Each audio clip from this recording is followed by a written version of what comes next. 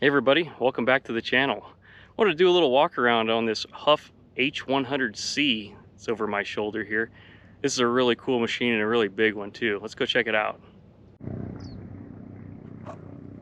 This monster right here was built in the mid-70s, early to mid-70s.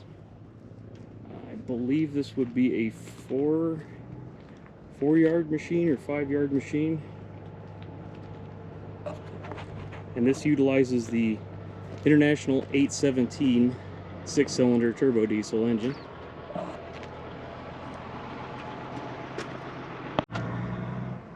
It's a great engine. This was built in Melrose Park, Illinois.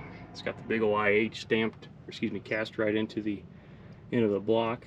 This would be a variant of the same engine that was used in the TD25 dozers, the big dozers. I love this big old iron counterweight on the back. It says HOUGH right on it. These machines were built in Libertyville, Illinois at the old Frank G. Hough Company facility that was bought out by IH in the 1950s. This wasn't their biggest model. They built, at the time there was an 120. I think the 400 and 500 were also being produced at that time, which were substantially larger, mainly like quarry and mining loaders. Just to give you a perspective on how large this machine is, I'm going to stand next to the wheel. And I'm 6 feet tall, and this comes up about to my ear. It's a really big machine.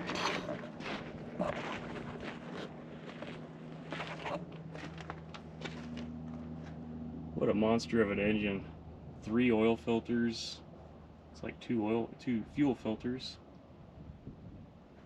3 fuel filters. It's like we're missing the side panels on this one. I believe this is the fuel tank here underneath. Big old counterweight. The original backup alarm that was sold by the IH dealers. I forget the manufacturer.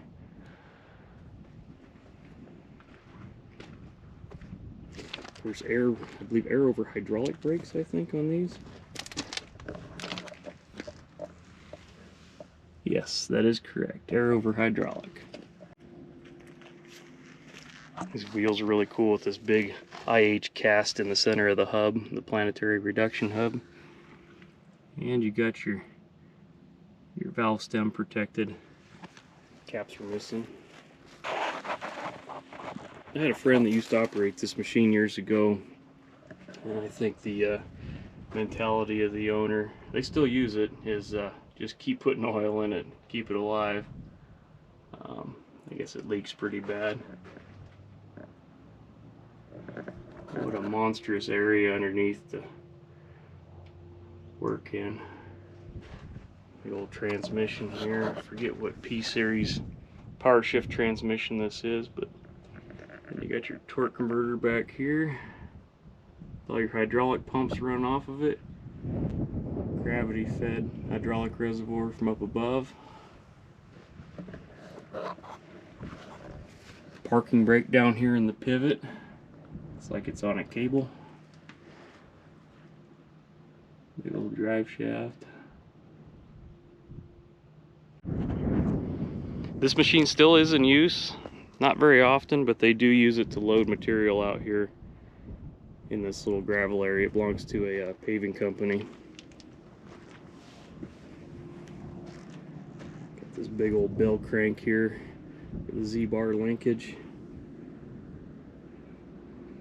What a monstrous bucket. This has got to be bigger than half-inch thick steel this bucket's made out of. Let's go up in the cab and see what it looks like.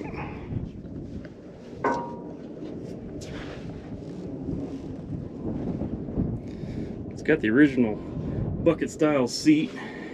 It's kind of cool. Looks like this is a 4-speed power shift, forward and reverse.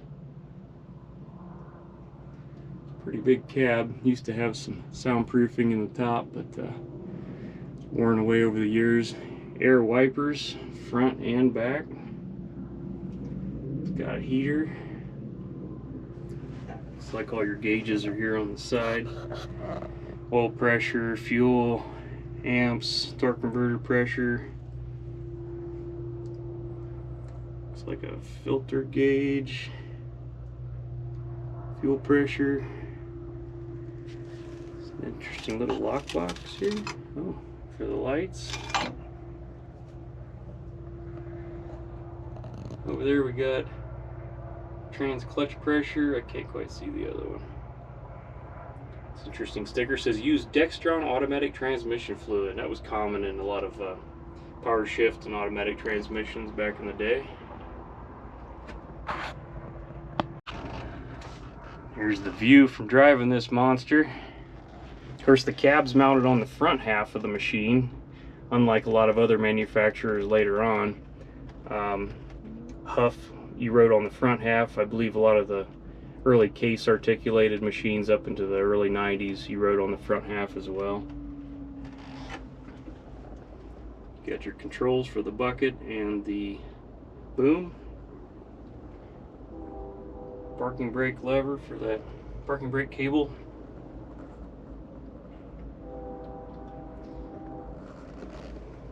This I'm not quite sure about.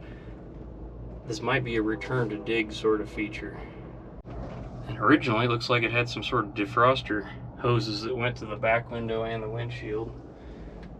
These little defroster things on the front. Horn button on the floor. 2 brake pedals and accelerator. Pretty cool. And then your levers to lock your door in the open position. The best air conditioning you could get. Looks like here might be our biggest leak. Looks like a steering valve of some sort. Yeah, I think this is a steering valve. Air reservoirs, air horns. And there's our power clusters. Those convert the air into hydraulic pressure for your brakes. And those are your valves that run your bucket. This is pretty neat. The buckets on International machines, particularly the payloaders, were called pay buckets. And they could be ordered as a separate attachment. Pay bucket number H100, so this was standard for this machine. Part numbers, serial numbers, tells you what cutting edge part number, main edge, side edges. Pretty cool. Something unique to Huff loaders, especially the larger ones, was the boom cylinder attached inside the boom.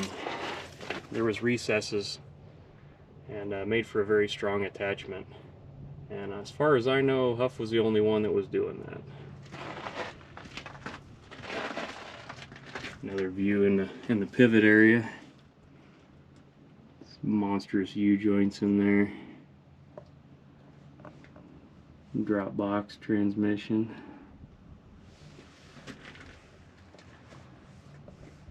Got an interesting hose spacer there. Looks like somebody's old Nesquik bottle.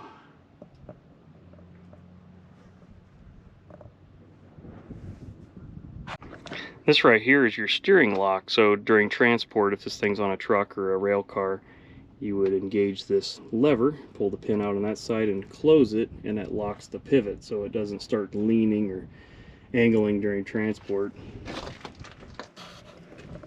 And we've got the same sort of pivot on the smaller machines.